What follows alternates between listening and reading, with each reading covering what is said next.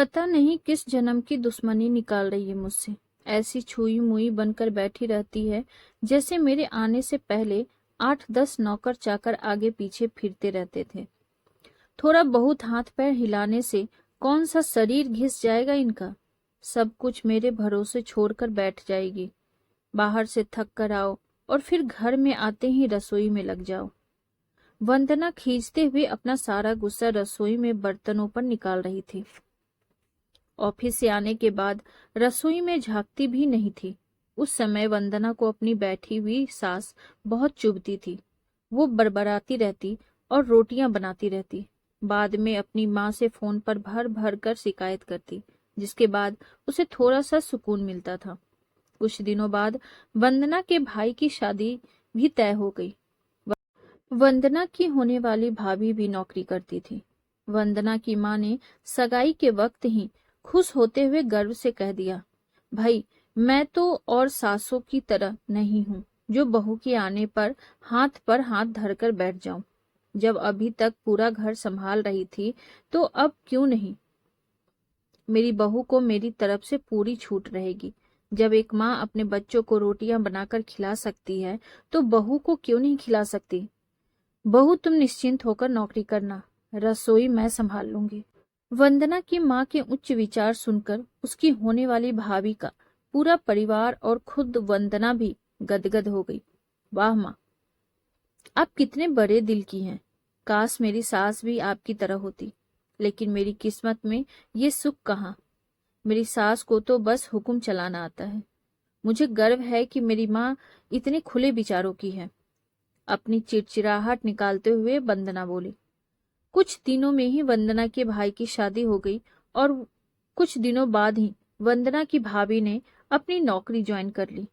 वंदना की माँ भी अपनी बहू को हथेलियों पर रखती थी। सुबह उसका नाश्ता, टिफिन, फिर रात का खाना भी तैयार रखती थी।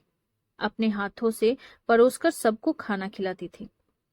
उनकी बहू भी मम्मी जी करती हुई अपनी पसंद नापसंद बताती रहती थी, जिसे वंदना की माँ बड़े चाव से पूरा करने में लगी रहती थी।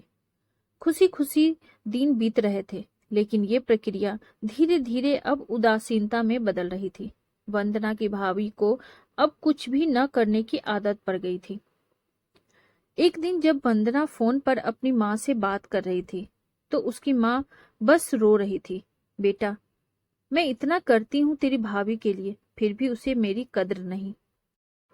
अरे मेरी दी हुई छूट अब मुझ पर ही भारी पड़ने लगी। क्या हुआ माँ, आप ऐसे क्यों बोल रही हैं? आप तो भाभी का मुझसे भी ज्यादा ध्यान रखती हैं। क्या भाभी ने आपसे कुछ कहा है? वंदना बेचैन होते हुए पूछने लगी। कुछ क्या बेटा, अब तो सब कुछ वो मुझे ही कहती है। ऑफिस से आने के बाद एक गिलास पानी के लिए भी मुझे आवाज देती है। नाश्ते में थोड़ी देर हो जाए तो मदद करने के बजाय गुस्सा होकर यूं ही बिना खाए चली जाती है। आखिर मेरा भी कुछ आत्मसम्मान है या नहीं? मैं तो उसके लिए बस काम वाली बन गई हूँ। माँ, ये तो बहुत गलत बात है। आप भाई से साफ साफ कह क्यों नहीं देती कि अपनी बीवी की लगाम खींच कर रखे? आप माँ हैं, कोई नौकरानी नहीं। भाभी नौकरी करती है इसका मतलब ये नहीं कि आप पर हुक्म चलाएगी। गरजते हुए वंदना बोली। किस मुंह से कहूं बेटा?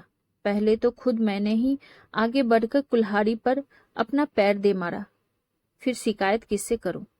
तेरे पापा ने तो कहा भी था कि बहू को ज्यादा छूट दोगी तो बाद में पछताओगी, लेकिन मैं ही बड़ाई की भूखी थी जो अपनी बहू को सर पर चढ़ा लिया। एक बात कहूं बेटा, तू चाहे अपनी सास को कुछ भी कह ले, लेकिन समधन जी का ये फैसला सही था कि वो बहू को रोटियां बनाकर नहीं खिलाएगी। एक बार वो सबकी नजरों में बुरी अक्कर सास तो बन गई, लेकिन आगे के लिए कम से कम अपना आत्मसम्मान तो बचा लिया। अब ना तो तू उन्हें कोई ताना दे सकती है और ना ही कोई रिश्तेदार। काश मैंने भी शुरू से ही ये घर गृहस्थी की पूरी जिम्मेदारी अपने सिर पर लेने से इनकार कर दिया होता तो आज मेरा ये हाल ना होता। माँ की बातें सुनकर वंदना निशब्द हो गई। भारी मन से उसने फोन रख दिया। बाहर हॉल में आकर देखा तो सास ससुर आराम से बैठकर बातें कर रहे थे। बातें करते करते उसकी सास अपने नाखूनों पर नेल पेंट लगा रही थी, जिसे देखकर ससुर जी उन्हें चिढ़ा रहे थे। अब बुढ़ापे में ये फैशन करके किसे दिखाओगी? मेरी तो नजर भी कमजोर हो गई है। किसी को नहीं दिखाना मुझे, मैं तो अपनी खुशी के लिए लगाती हूँ। सारी उम्र तो घर गृहस्थी में उलझी रही, अब अवकाश का वक्त आया है तो अपने शौक तो पूरे कर लूं। पता नहीं कब भगवान के घर से बुलावा आ जाए। वंदना की सास मुस्कुराते हुए बोली। पता नहीं आज क्यों वंदना अपनी सास की बातें सुनकर चिढ़ नहीं रही थी, बल्कि वो भी मुस्कुरा उठी। सही तो कह रही हैं मम्मी जी, एक गृहिणी को अपने लिए वक्त ही कम मिलता है। पहले अपने बच्चों को पाल पोस कर बड़ा करो, फिर कामकाजी बहू आ जाए तो उसे और उसके बच्चों को संभालो। काश मेरी माँ ने भी मेरी सास की तरह पहले ही कह दिया होता कि बहू को रोटियां बनाकर नहीं खिला सकती।